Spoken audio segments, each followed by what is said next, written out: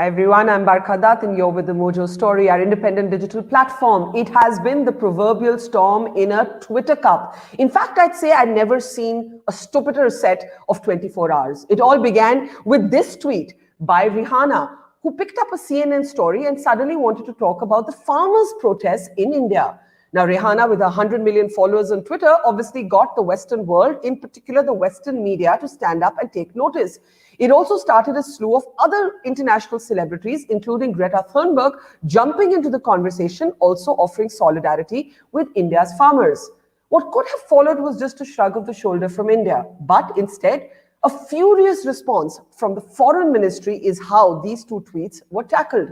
In particular, when Greta Thunberg released a toolkit as to how you could show solidarity for India's farmers, the government got more and more furious.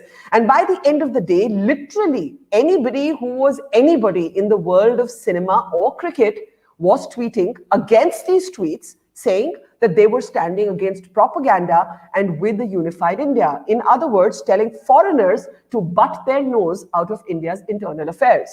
Now, there could be many different views you have on what Rihanna's intervention could mean for the international conversation around the farmers' protests, but should India have responded the way that it did? Literally everybody, Virat Kohli, Sachin Tendulkar, Anil Kumble, were reacting, even as the Delhi police has now jumped in to file an FIR, and I'm not making this up, against Greta Thunberg, like she cares. Why are we doing this? Are we not making a joke of ourselves? Should we not be a more self-confident country? Whatever you may think about the farmers' protests, whatever you may think about whether outsiders have a place to comment or not, was this even looked at through the prism of tactics and strategy well handled? And also, what does it say about our cricketing world and our creative world that it is also coordinated? Who made the phone call and why? And should they have listened? All of this is coming as America has actually issued a statement that is encouraging dialogue, but is essentially actually backing the Indian position on the farm laws, saying in general, the United States of America actually supports the move to improve the efficiency of Indian markets and also to bring in private sector investment. This is an important statement that has come from the US State Department, even of course, as it talks about peaceful protests being at the heart of a democracy. But this is important. It's supporting steps inviting greater private sector investment in the farming sector. That's the statement from the US State Department. One has to wonder what might have happened if that too, like Rihanna, would have been otherwise. But like I said, it came with that kick in the tail saying peaceful protests are a hallmark of a thriving democracy. And I think that really does take us to the heart of the question today. Did India behave not just like a thriving democracy, but like a self-confident nation? Didn't we, my God, colossally overreact? Or was this reaction actually needed? Let me introduce all our guests one by one. We have Ambassador Vivek Karju, who's of course a veteran diplomat. We have Sushant Sareen. Sushant Sareen is a strategic affairs analyst with the Observer Research Foundation. We have Kunal Singh, who's a commentator and scholar at MIT. And we have well-known film director Hansal Mehta. And in a moment from now, we'll also be joined by Wall Street Journal columnist Sadanand Dhume. And let me now go straight to the conversation. I do want to start with you, Ambassador Karju, if I may. If you were in the MEA at this point still serving, and I don't know who wrote that draft, but it was so furious and it was so serious, and it basically went on about the vested interests that are forcing a propaganda, and it was very, very angry, and it spoke about this being an internal issue of India. Ambassador Karju, I do ask you, when you read that statement, defending the police, basically explaining themselves to an international pop star, what went through your head, sir? Well, Barkha, let me begin by saying that when it comes to the social media, I am a dinosaur. I belong to a different age when MEA statements were directed at completely different audiences and they had a different rationale. So the question that went through my head was whether this statement or our response, whatever response that the government may take to these Twitter messages, would be effective, and whether they would reach the target audience, which brought me to the question of what is the target audience in this case. Yeah. So once I read this, I then did a little research. I asked younger people, I said, who is this lady Rihanna? And that shows you how much of a dinosaur I am.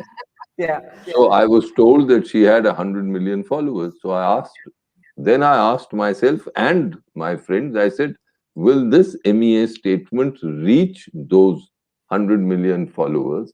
And Yeah. are those 100 million followers actually relevant to the situation that is obtaining in India? Mm-hmm. And on that, I must confess, I still don't have answers. Because to me, the whole purpose of a diplomatic outreach is effectiveness. If one's diplomatic outreach is not reaching the target audience, Yeah. if it is reaching the target audience wrongly, and if that target audience that it is reaching does not really matter, then I think that it is not the external aspects of the situation which Yeah. are really relevant, but it's domestic aspects that become involved. So, But since you asked me what were the thoughts do you which think went the statement, into my mind, those were the needed thoughts. at all? Pardon? Do you think the statement was needed at all? Do you Well, think the statement, Ambassador Kaju, was needed at all? as I told you, I was used to a situation where MEA responded to government statements. It responded rarely to statements made by private groups, unless they were very respected private groups and they impinged on our interests. And Yeah. certainly, we always refuted any attempts at interference in our internal affairs. And I do believe, I must say straight away, I do believe that our farm laws are our internal affairs, part of our internal affairs, because they don't impinge on anyone else. To that extent, even the US State Department's comments are gratuitous. To my mind, they are gratuitous because farm laws are an But essentially, then you see, we this is don't. the problem. This is the problem. We hold on to the US State Department statement because it seems to back the farm laws. That time we don't think that these are outsiders. But when it comes to the Republic of Rihanna, whom we've converted into a country by herself, we're damn agitated. So my point, Ambassador Kaju, is that we simply can't play it both ways, can we? We shouldn't be welcoming these statements from the State Department either if we don't want any outside interference. No, once it becomes international, once it assumes this kind of a dimension, then you naturally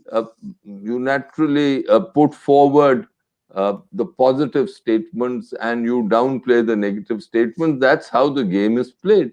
But Sure. but the the essential question, I'm sorry if I'm repeating myself because it's important to me, is has MEA's strategy been effective?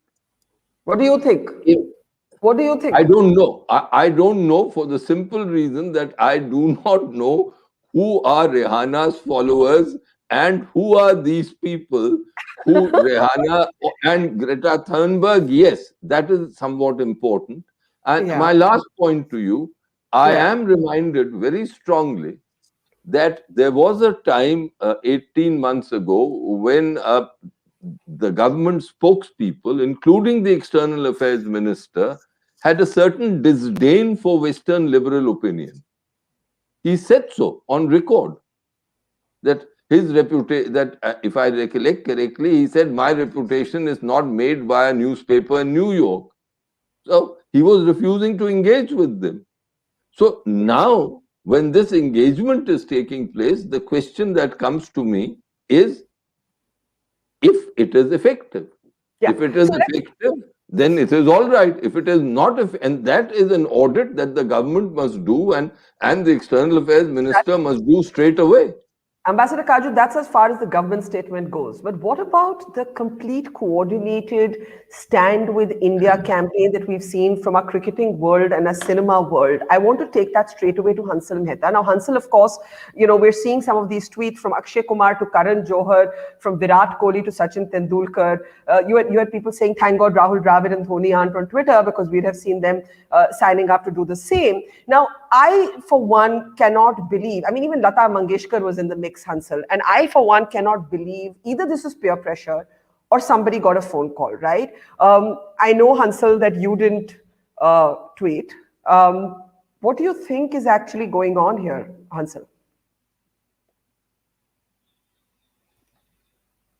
Sorry, I think you're muted. Just unmute yourself.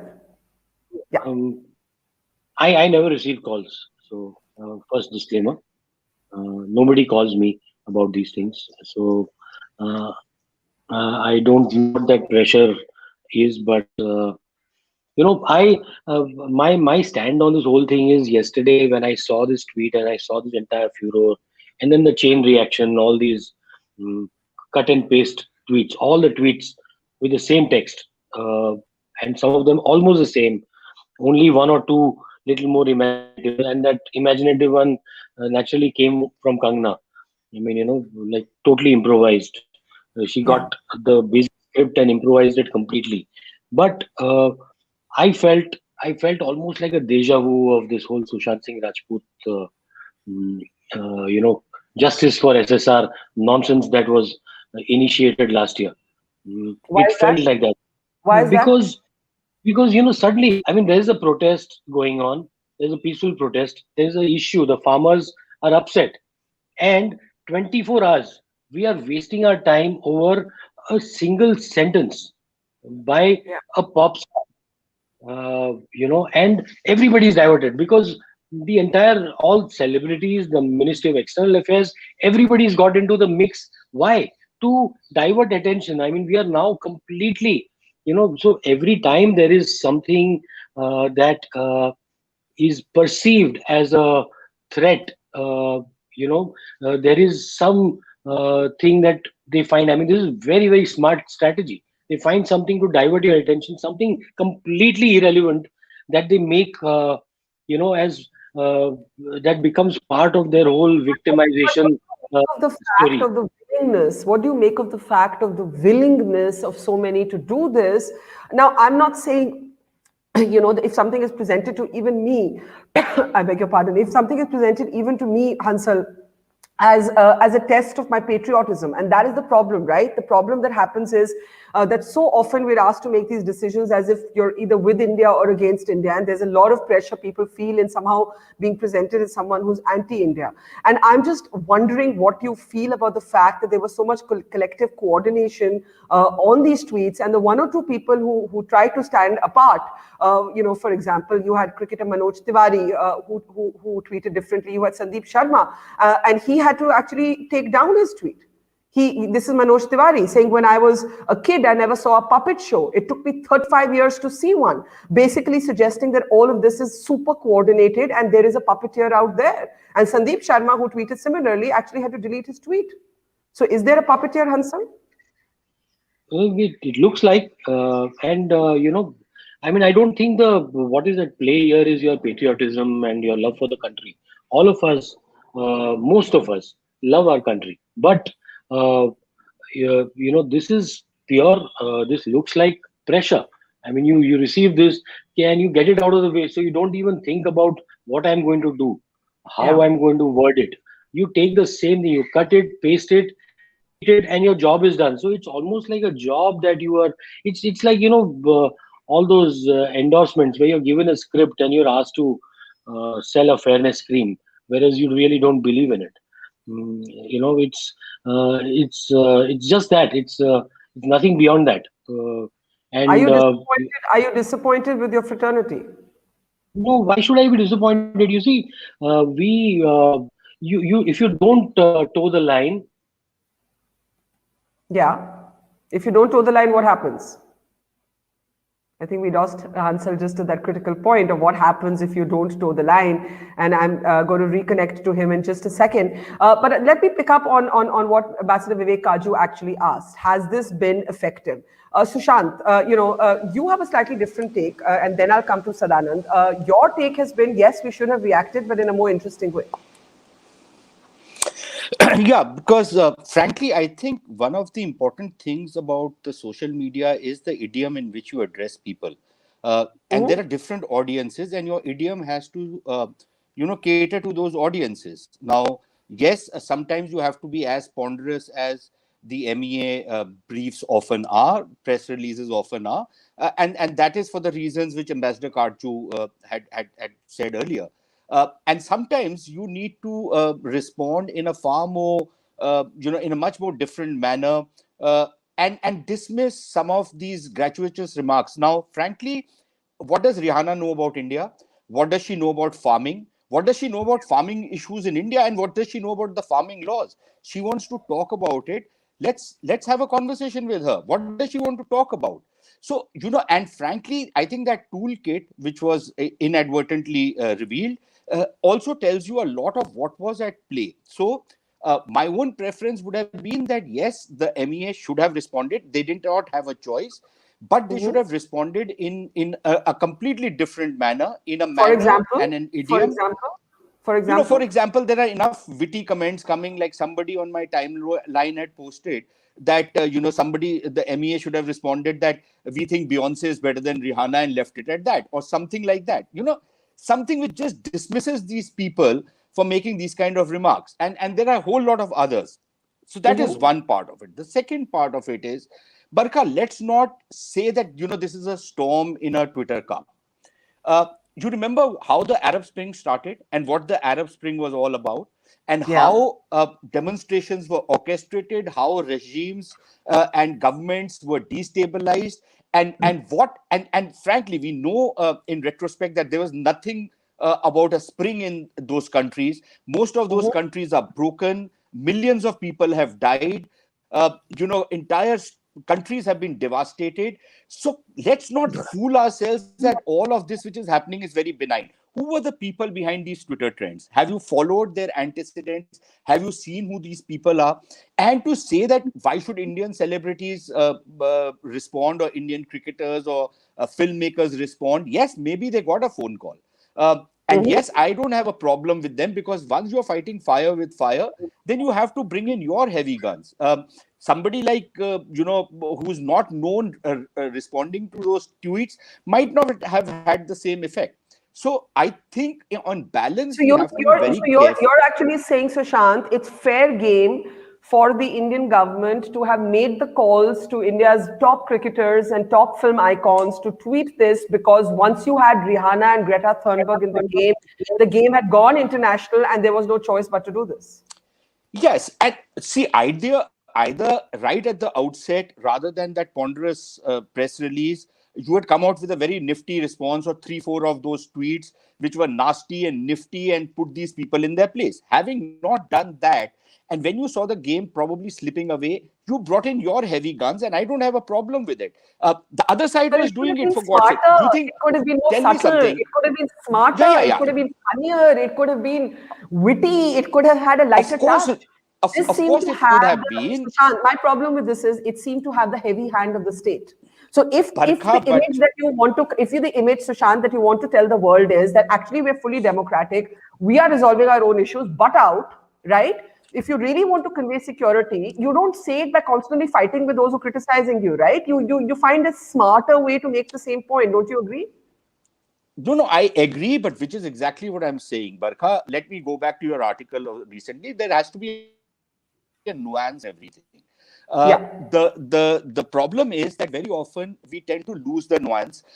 And frankly, I think the governments, at least in India, should have come alive 10 years back and started figuring out how to handle destabilization which takes place through social media.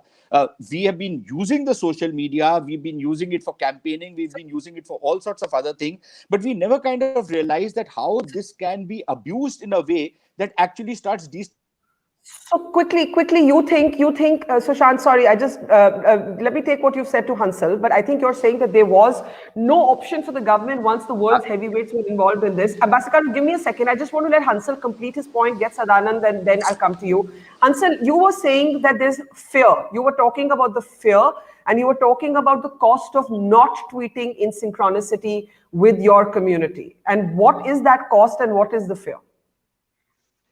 Well, what I'm saying is that when the tweets are strikingly similar to each other, the text has not changed.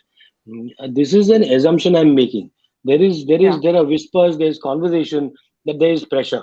As I said earlier, I have never received any calls. I've never received these speech because they know I'm not going to toe the line. Mhm. Uh, but my main contention is that it is much ado about nothing. They Yeah. all they had to do was move on, but they did not move on because yes, there is a serious issue. You're fortifying the borders of Delhi. You Yeah. are there is a serious protest happening, and this happened last year. I mean, Bihar elections, and you've forgotten about Sushant all of a sudden. The earlier, I mean, the entire thing, where there's one victim, and so you become a victim suddenly, that, oh, the world, how dare they interfere in our internal affairs. What did she say?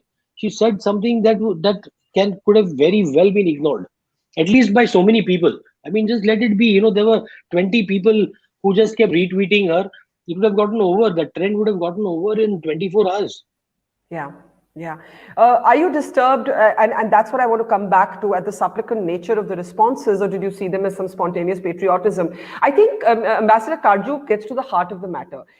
It's theoretical to say, was this independent? Was this coordinated? There have been other instances, I think, when we've all pitched in with a trend that makes us proud as Indians. And it's not as if we've never sort of followed a mood or a national mood, Sadanand, but this seemed very constructed. And I think the point that Sushant is making is, so what if it was constructed?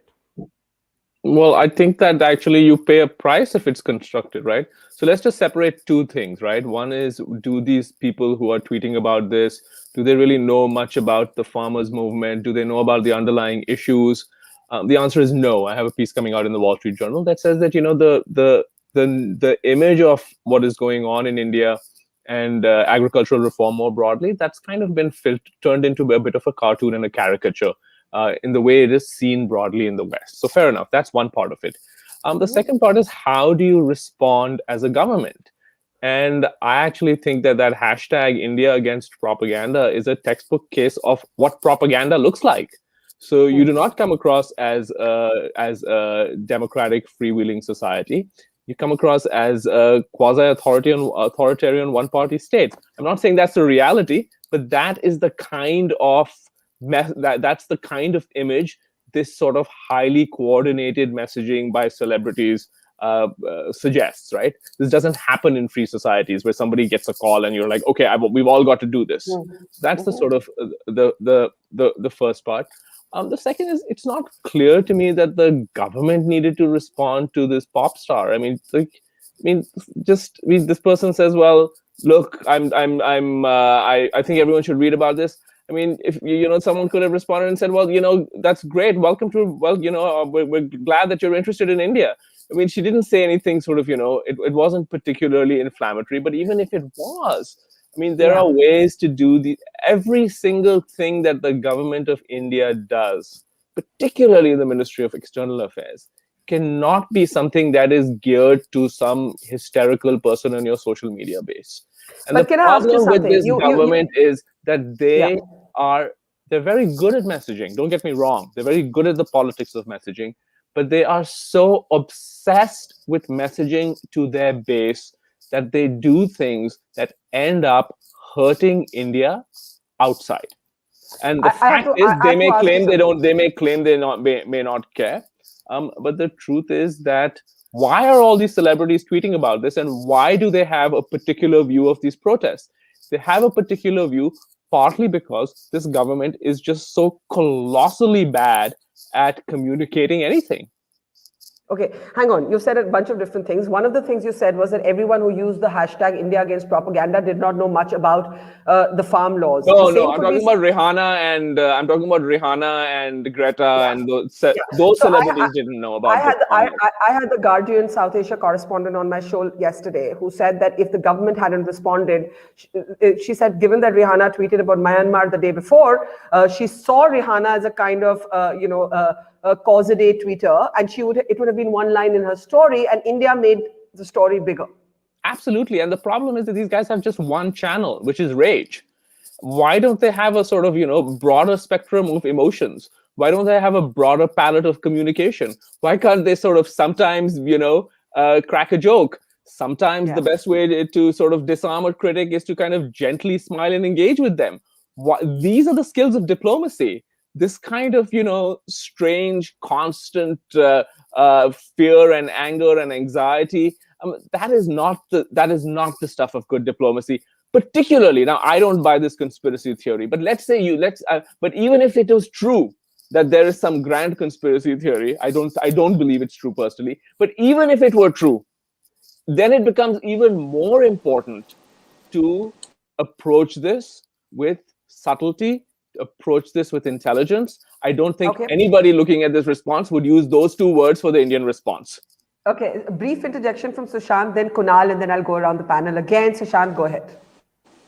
So, hey, Sushant, we can't hear you.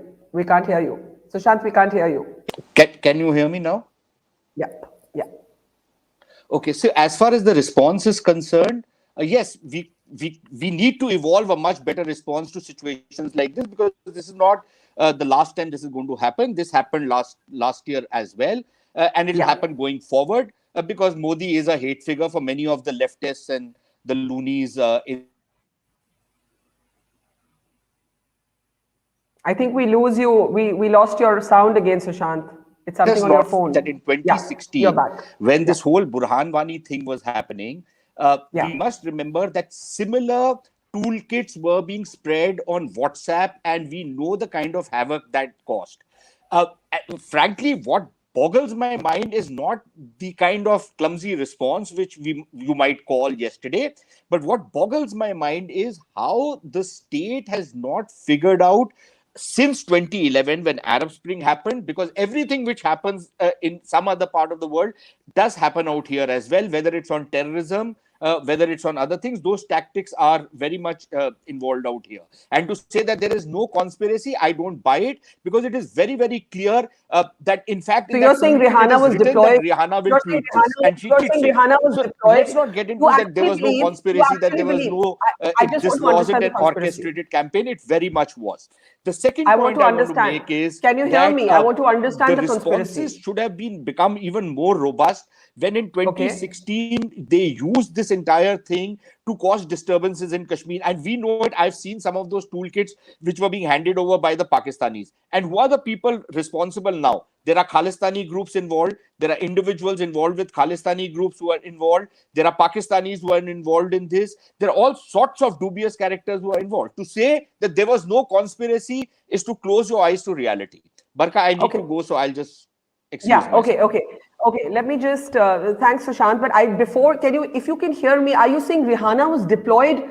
Okay, Sushant just left, having made that big statement about an international conspiracy. And I know, Sadanand, you're wanting to respond quickly to it. So, Kunal, with your permission, brief response from Sadanand, and then I'm coming to you right after that. Go ahead, Sadanand. Look, is there a conspiracy? Is there not? Is there? I mean, we can't know that, right?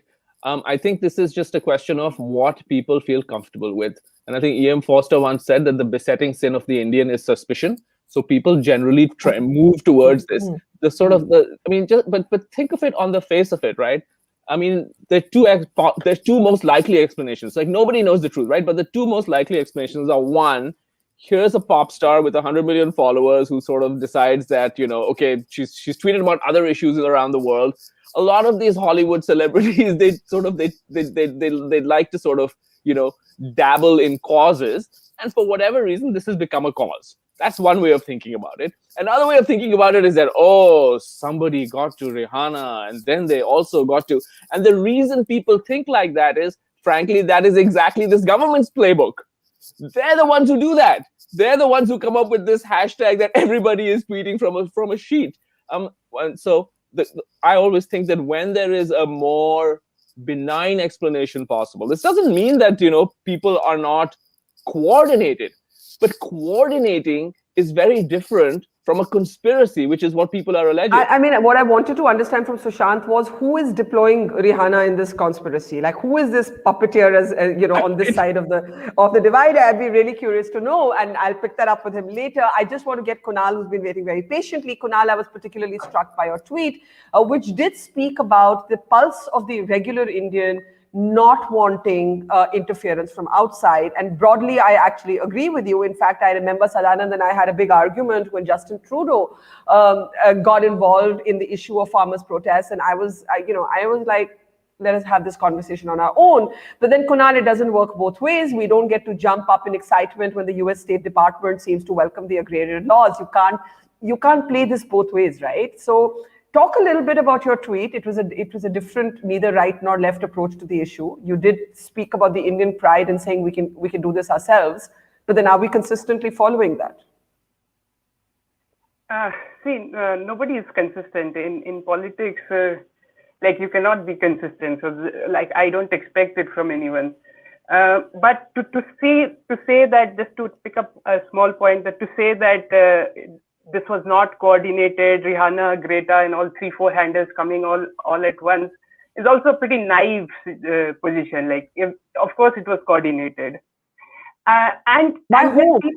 By whom? By whom? I keep asking by whom. Who is this person who has called Greta Thunberg and Rihanna and various NFL players and John Cusack? Who is this person? I want to meet this person. I want to know this person's name. Who is coordinating this? Who is this person?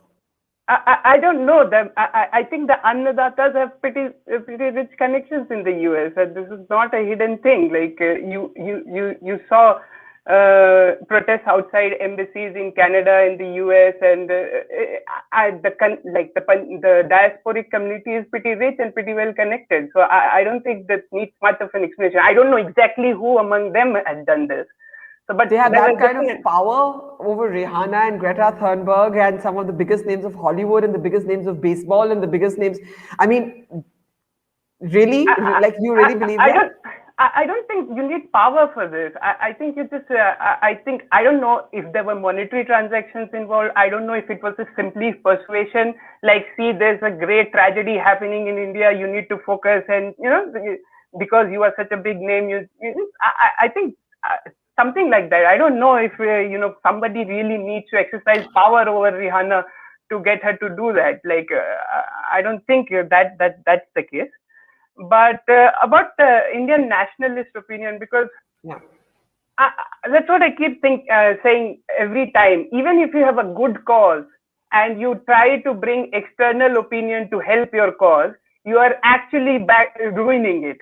It will backfire. I can see that. I can see the merit of that. But go on. Because then the divide, which earlier the divide in the society was between the farmers and, let's say, the taxpayers, or maybe the farmers in a couple of states versus farmers in other states, or between government and the farmers. Now it has become an India versus foreigner issue. It's very easily taken that route, and now, like, take a look at the messages which again, just like Greta and Rihanna's came in one day, and several others, NBA players and all. Similarly, Indian celebrities' tweets were very coordinated. The wordings were also same. The hashtags were same.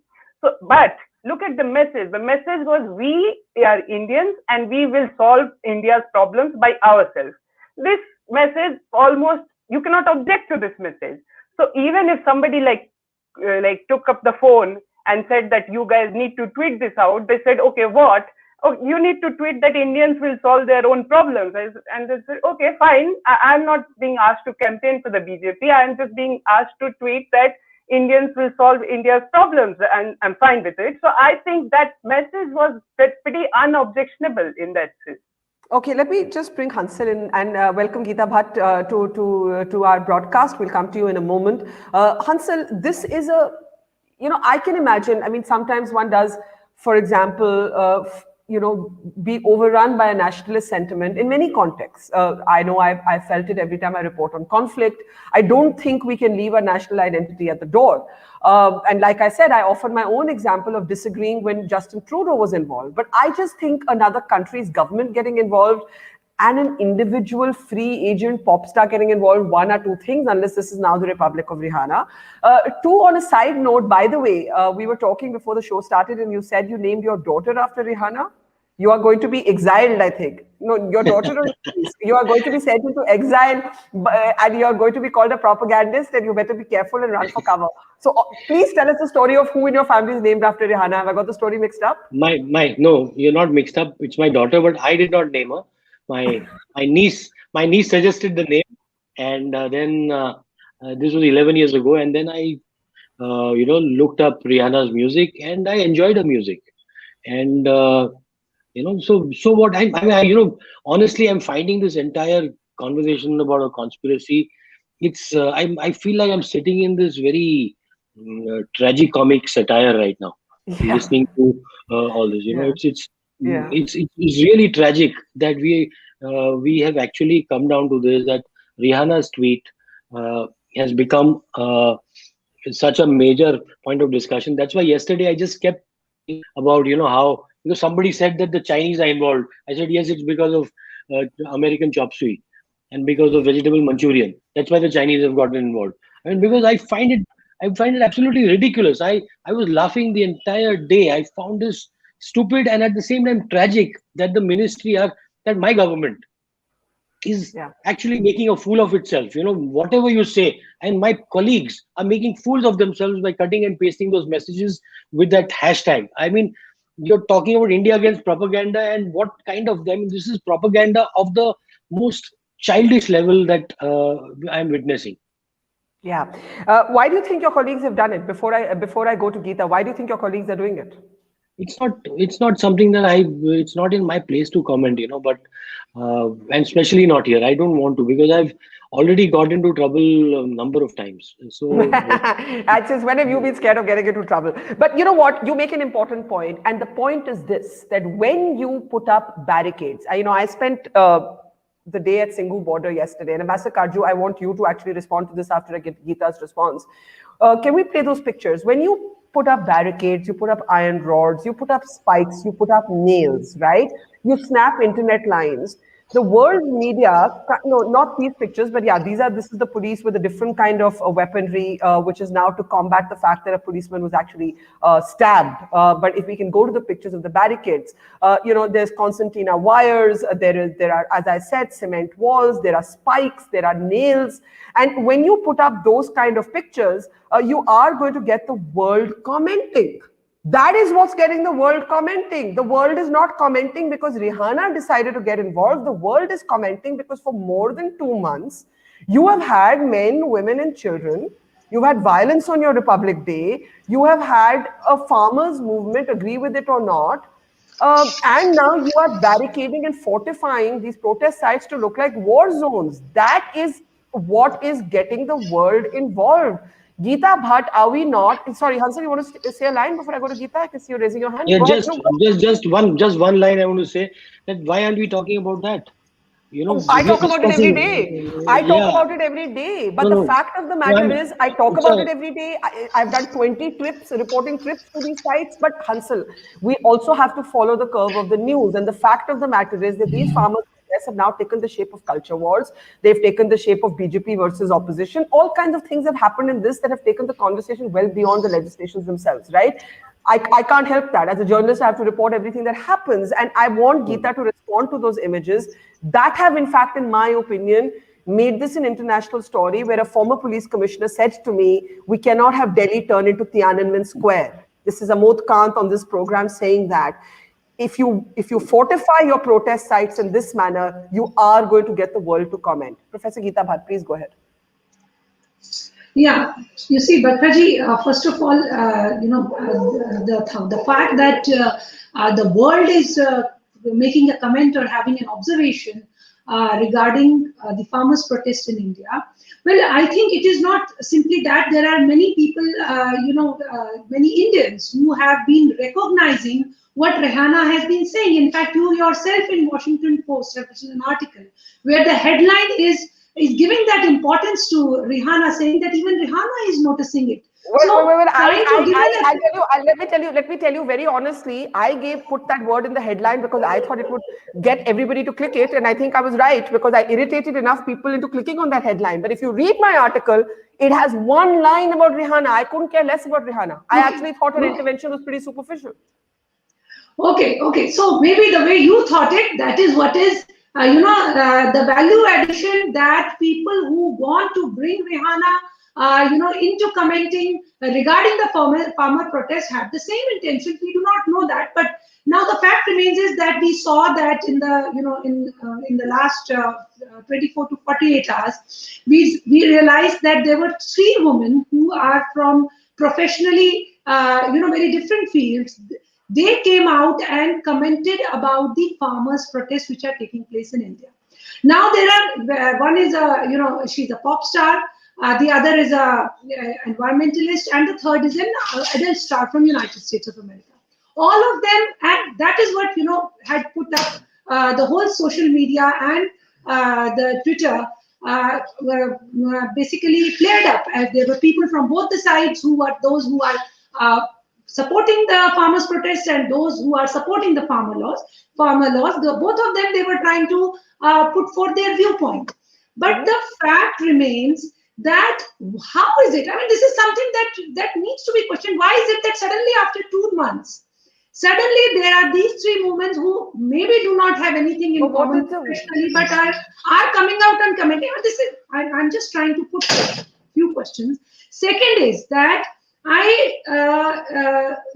when Greta Thunberg comes out and shares a toolkit, she shares a toolkit which she later decides to delete. And it is very interesting. If somebody, I had, a quick look at that before coming to your program. I had, tried to see it where there's some screenshots I could find on some WhatsApp group because she has deleted it. One cannot access it. It is interesting to note that what she is sharing is basically a kind of a profile which has been made to, basically do a kind of a concentrated campaign against the farm laws, which have been passed by the Indian Parliament. And there is this lady who is, or a girl who is an environmentalist. Interestingly, she had no comment to make upon when the Indian government decided to offer to the farmers that they are going to, remove the fine that they have been put in stubble. But ma'am, she if I may as an ask environmentalist, you, give me 10 seconds, yeah. and I'll complete.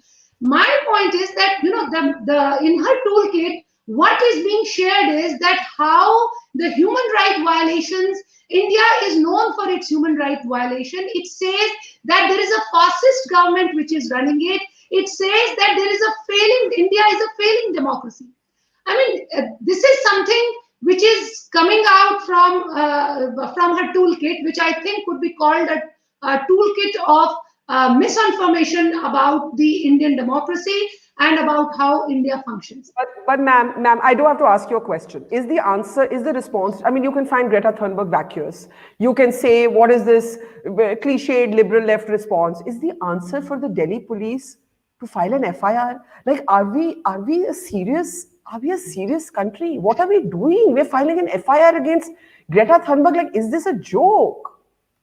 Well, Barkhaji, you see, one thing that we have to understand is that these days, social media is a very, very powerful tool. We have seen it even the American election which took place, the kind of role that social media played in it and its consequences, whether it was when Trump won the election or whether it is the recent election where he lost the election. The way the social media and how the trends and the hashtags, how there's the perception building which takes place internationally. Okay. It is a digital warfare. You cannot deny it. It is a digital warfare. And if there is a misinformation regarding that, India as a democracy is failing, and if the government wants to question it, why is it that it is being questioned? I mean, whatever is being shared by Okay. Let me go to something, it offends let me go to let me go to Ambassador. And I'm saying be offended. I was offended by Trudeau, but we don't file police cases. We don't get our whole country, anyone to respond. Ambassador Kaju, you started this program by asking a question. Has this been effective? You had a very different response from Sushant and a very different response from Sadanand, right? Sadanand believes that this is actually made a mockery of our image as a self-confident nation. And Sushant says that how do you know? Warfare is digital, the same point Geeta Bhatt is making. Go ahead, sir. My first point is that Sushant said, Sushant mentioned Tunisia, the Arab Spring, etc. I would hate to think that India is a state like those Arab states. We are a democratic polity. We are a resilient democratic polity. And I don't think we are in any danger or we will be in any danger like those states. So that is my first point. My second point is, yes, there are forces in our neighborhood and beyond that are inimical to India and would like to embarrass India by using any opportunity which is available. And the farmers' protests, which have gone on for so long, So don't they the feel, barricades embarrass us? no, So don't the barricades I'm, embarrass us? Aren't we embarrassing ourselves? I'm coming to that. I'm coming to Yeah. that. Just be a little patient. I'm getting old and therefore perhaps a little Not at long-winded. all. So You're as please, young as Rihanna. But please, go ahead. please. Yeah. So there are these forces that are out to embarrass us, and we have to be conscious of these forces. And the farmers' protest, perhaps they feel, provide them an opportunity. And I'm aware that there are circular letters which sometimes float around on the social media. I do follow WhatsApp occasionally, and they say, please forward this. And that there are occasions when such things are orchestrated, and that well may have been so deliberately, inadvertently with these people Sure. who have done this. Uh, you asked a question about how the Delhi police is trying to ensure that these protests don't assume violent proportions, and they've taken certain measures. I'm conscious that some of these measures, when they are pictured in the manner that you mentioned, Yeah. can create a certain image. I would Yeah. like to think that the Delhi police is sensitive about these Mhm. images and that they have taken measures which they think are vital despite the negative aspects of such images going around. I would like to think that they think it's vital to Okay. do this. My I last point, yeah. my last point is this. The question still remains whether we are fighting this digital war, to use the previous speaker's analogy, with smartness. Are we reaching the audience that we want to abroad? Are we able to influence their thinking? Because that is the purpose of joining a battle or joining a war, a digital war.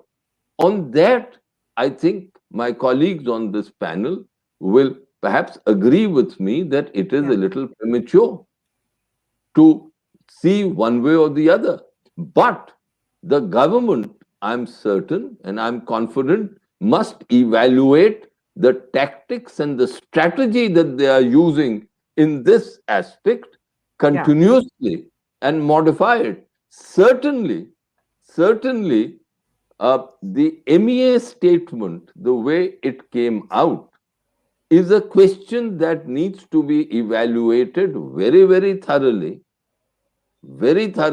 whether it performed the It's object for which it was put out. okay.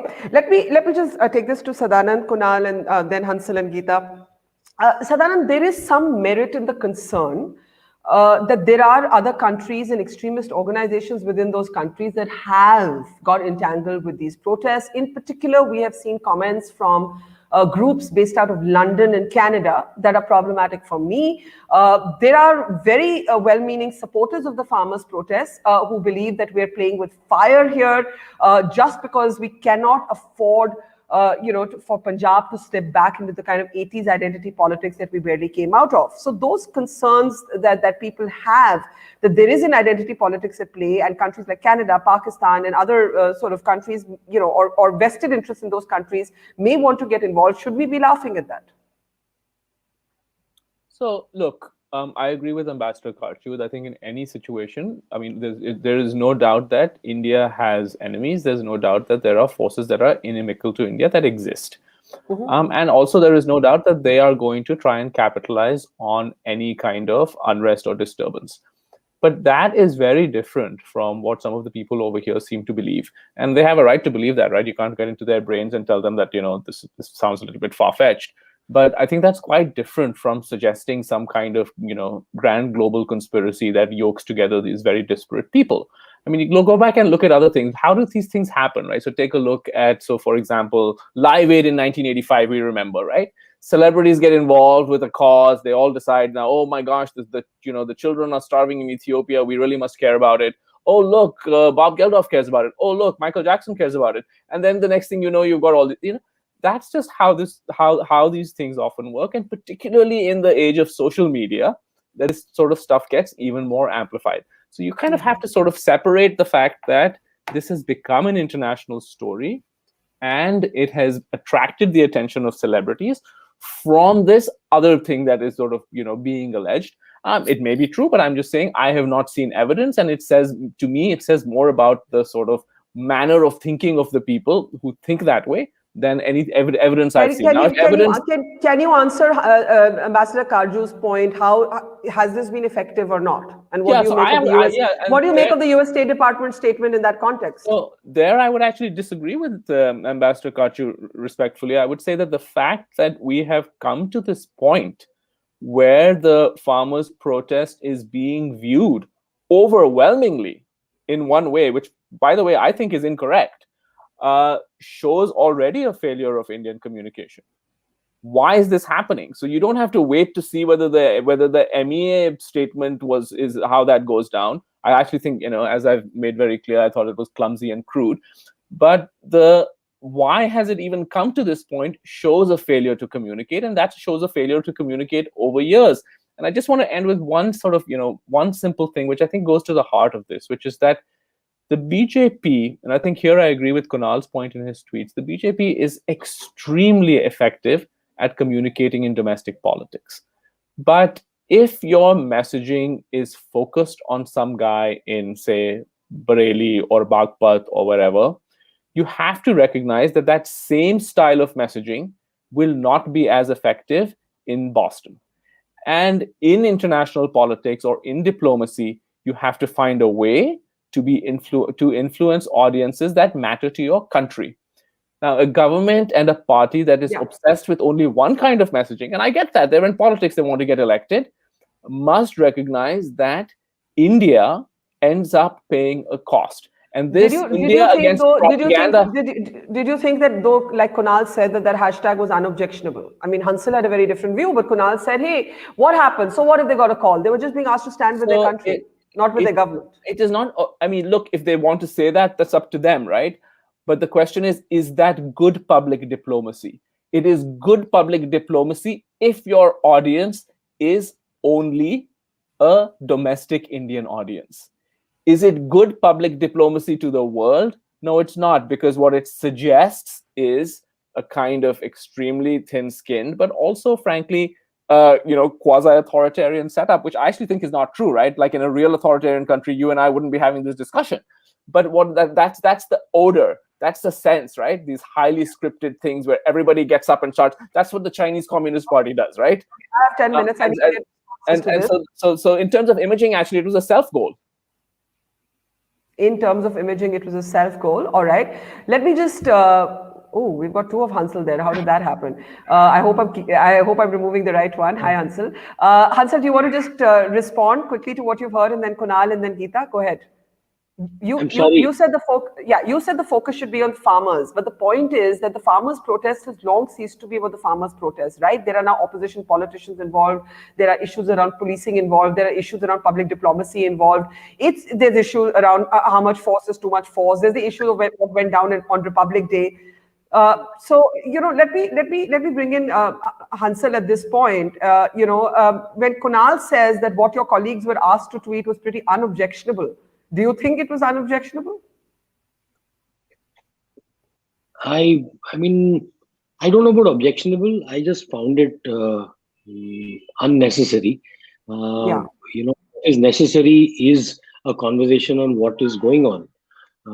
And those are the farmer protests. And the stand that the government is taking, the stand that those farmers are taking, and what is happening outside Delhi. I mean, I think we need to have a conversation on that. I really find these celebrities, these are soft targets. The celebrities are called, they tweet, it looks silly. It's a comedy that is playing out before us, whereas tragedy is unfolding, on the borders of New Delhi. Yeah. People have been out in the winters, and I mean, we need to address that. We need to talk about that. You don't divert attention. I mean, you used the death of a really promising young man, and you subverted it, made it into this national issue. You created all these uh, justice for SSR warriors. Everybody got involved in the game. I mean, uh, eventually people must realize, that people, no matter, everybody says, oh, these guys are great at communication and all that. I mean, it's one day the cracks will begin to show. People are not foolish. They're seeing through this, this game of using celebrities every time. And it's becoming so predictable, the entire pattern, the language. Yeah. You know who is going to speak what. You know what Kangna is going to say, her tonality. You know what Vivek Agnihotri will say, and then what Ajay Devgan, Akshay Kumar, Sachin Tendulkar, what they will say. It's very predictable. The pattern is so predictable. I think they need a new script writer. 6 years you haven't changed the script writer. You need a new script writer for the season. All right, new script writer for the season. But meanwhile, the Foreign Ministry has said that it is asking of the U.S. Justice State Department to investigate pro-Khalistan groups. The one group that it has named is Sikhs for Justice. So all of this is happening on a parallel track. I just want to bring in Geeta Bhatt, who mentioned digital warfare. We have to start taking last comments. So Geeta, I'll come to you first. Digital warfare, but digital warfare must be effective. When something is super coordinated, it ceases to look spontaneous. Patriotism is best served spontaneously, is what I would argue, not policed, certainly not policed by the state. Geeta Yes, I do agree with you. And I would also like to comment that, when we talk about when there is some celebrity then becomes an ambassador of the United Nations or of some other organization and, tries to take a responsibility, then those who are themselves celebrities and have a huge fan following also have a responsibility. I mean, the kind of comments that they are making, or the way the views that they are expressing, and especially when it is something related to a country of which you are not a citizen, is something which needs to be taken with a pinch of salt. And why I would like to draw your attention on that is that at times a large number of celebrities, either they make such kind of comments because they are looking for some kind of an attention that it brings them forth into the public discourse, and people start talking about them. And there are also times when some celebrities, they do it because they are available, rent for a cause. So is there that this kind of angle is also there in the kind of internationally, the celebrities who have decided to suddenly comment upon the farmers' protest is also something which needs to be thought over. I think celebrities, may I just say that I think celebrities sometimes tweet without too much application of thought like the rest of us do. They read an article, they believe the article. I mean, we all tweet like that. Don't we all tweet like that? I mean, celebrities are not... I want to just, I want to add, just one more thing over here. And that is that when we talk about, a self goal, in my point of view, when the likes of Greta Thunberg, when they share a toolkit and they themselves expose, the kind that how cosmetic, God knows whether even she had read that toolkit herself before putting it on her social media platform, also shows is something that it was a self goal for her, because the reason that she removed it, is it because that suddenly she realized that the kind of serious, by the way, I just want to update you, mistake that has been made by her. Ma'am, Yes, her toolkit is back. Ma'am, her toolkit is back. Yes, and it is changed now. By the way, it is changed. It does not have the content which talked about that the government is fascist in India, that the democracy is failing in India, and there are serious human rights violations taking place in India. It does not have that content anymore. So she has changed it. Fair enough. And So that fair enough. I'm not saying we have to like these people, agree with them. I'm asking you why we have to respond the way we responded. These are two completely different things, right? Kunal, let's take it to you and the last comments from everybody. Kunal. I think, and I'm a little worried about the Indian social fabric at this point of time, because I refuse to believe that any foreigner is concerned about Indian farmers right now. Like, they will play their little game, they'll like, at the end of which we will, as an Indian society, will be polarized and fighting each other, and the foreigners will not suffer any consequence of that. It's the Indians who will suffer the consequence of all the fights that would have been instigated on Indian land. So like, pardon me if I think I'm skeptical that any of the foreign people who are tweeting or expressing concern are actually concerned about farmers at all. Fair enough, but I was just saying, Kunal, that a lot of us casually tweet, don't we? You read an article, you retweet it with a comment. Why are we expecting these public figures to be somehow deeper than we are? Or you think that it's incumbent upon them to be deeper? They're just representing themselves. They're not states. That's the point. Rihanna is not a republic. She's just a singer. Maybe. So let's do it this way. So some people say, if people think that what Akshay Kumar is doing is propaganda, I agree. So let's say that what Rihanna is doing should not be celebrated by the same people. It's not like when Rihanna said, "Oh, you are an icon for justice," and now Rihanna has tweeted, she has 100 million followers, only 3 people have more than that. Now the Indian government will be on its knees. Like, let's not overreact then. Let's not over-celebrate then. Okay. I think that's a fair point, by the way. And I'm going to get attacked by a lot of my liberal friends for actually making that point. But let me just read out a Delhi police clarification that has come in on the Greta Thunberg case, clarifying there that the FIR does not name any individual, but the toolkit is what will be investigated. The toolkit, as it was released earlier, so they're not going to be filing a case against Greta Thunberg, the individual. Got to start taking last comments. I'll start with you, Hansel. I think one important point made by Kunal is that everything in this country is now framed within whether you like Narendra Modi or dislike Narendra Modi.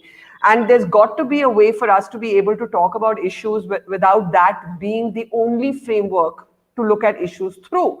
And I think that's the point he's making. So, for example, we should be able to dispassionately talk about the farm laws. We should also be able to dispassionately talk about mistakes that were made in the farmers' protests. You had a Yogendra Yadav come on my program and say he takes moral responsibility for what happened on the 26th of January. So, this kind of what is called by the left both sidism. I actually disagree with this. I mean, since when did nuance and complexity become both sidism? Hansel, are you there? Or have we lost you to a frozen frame again? Okay, we appear to have lost you to a frozen frame again. And let me take the same question to Sadanand. I think that there is some merit in the point that every issue can't be framed within terms of what you think about Mr. Modi, right, Sadanand? Yeah, I mean, you're preaching to the converted, Barkha. Yeah, yes, of course. I think that part of the problem we have, and this is amplified by social media, is that all our discussions have become extremely tribal. So that's why you have the phenomenon that Kunal was talking about, which is that, look, if someone says something and they happen to agree with you or they happen to be part of your tribe, you're going to try and boost that. So it's totally normal and natural. I don't think it's sort of it's a big deal. I mean, it's a bit anti-intellectual. For lack of a better but I don't phrase. actually think both of them are equally propaganda, right? Because one is an individual, whereas the other is obviously clearly people, singing off the same hymn sheet. Now, of course, it's true that one set of people are going to kind of gravitate towards one message because they support that message, and others are going to gravitate towards others. But I want to sort of end with the point I've been trying to make throughout, which is that you have to develop as a nation. I think that what you are seeing in India's case is really a regression in terms of its ability to communicate its own interests clearly and effectively. And it is not, I mean, contrary to what the Ministry of External Affairs statement tweet says, that we are now self-confident and we can now stand up and all of that. Frankly, those may be the words, but the actions, the fact that they're responding in this way, the fact that they have everything gets under their skin, the fact that they need to whip up these coordinated campaigns, actually suggests a government that is thin-skinned and defensive. And so I think and their communication domestically is excellent. They will keep winning elections. Their communication externally is a disaster, and it's something for which India will pay a price. All right, let me actually just take this now to Geeta Bhatt very quickly, ma'am. Your last comments. Well, Barkhaji, I think we need to at least agree on this, that we have been seeing it for the last couple of years, that there are, concerted efforts from some global quarters where we have seen that there are ways in which there are certain quarters who are trying to destabilize the present political dispensation, who are ruling over the country. We have seen this kind of things which were happening last year when there were anti-CA protests. We saw that how there was funds which were being sent from abroad. And similarly, the same kind of allegations are also coming up now. Police, of course, is investigating it. But what is important is that there are people who could be against the farm. There's nothing, but we are in a democracy, and some people can agree and disagree in terms of the laws which have been framed by the government. But taking it to such a extent where there is going to be a perception building and trying to destabilize, the harmony and the kind of the social fabric which is present, and the way the national monuments are being they have been they are being people are getting into it and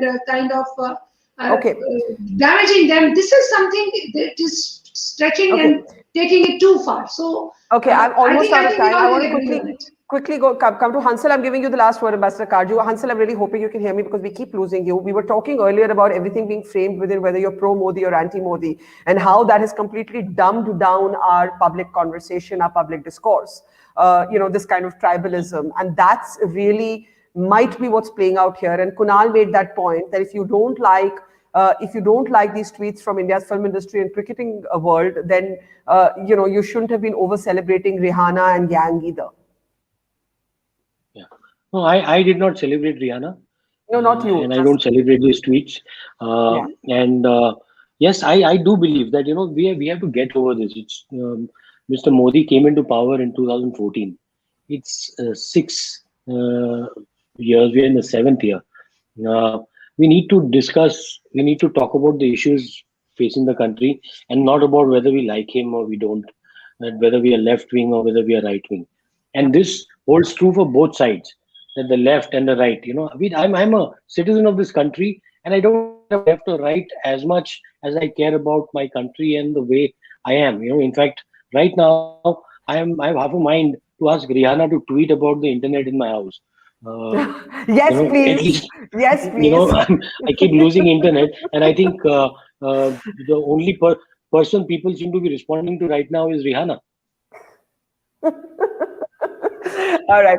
That's the kind of humor, Ambassador Karju, that I would have liked to see in India's response, right? You can be more charming when you put somebody down, or you can be above the noise. I think that's the point. The point is not to say, Ambassador Karju, hurrah, Rihanna. The point is to say, come on, we can be smarter and defter than this. Sir, no, I think what Sadanand was saying is right. The question is, to whom is your messaging addressed to? Humor might not be the most effective way of getting through to a certain section of your domestic constituency. That's first point. The second point is that I do not know whether the external communication strategy, which was hitherto adopted by the government, took into account the liberal sections of international opinion. It seems to me that there was a certain disregard of that opinion, and that it was directed to governments of a certain kind, certainly, and there was a certain commonality of interests, of approaches with certain governments and certain personalities. Now, there may be a different reality. Certainly in the United States, there is a different reality. So the government would have to adjust its communication strategy And I would like to think that in the External Affairs Minister, we have an astute diplomat who is fully aware of this. And my last point is, my very last point, just one sentence. You know, I have this feeling that the time has come when our political class has, in addition to politics, or perhaps keep politics aside for some time. And this applies to everyone. Perhaps I've become old, so it's a little preachy, but this applies to everyone, the ruling establishment as well as the opposition, to come together to realize that our priorities, our national priorities, have to take into account the severe security challenges that we are facing.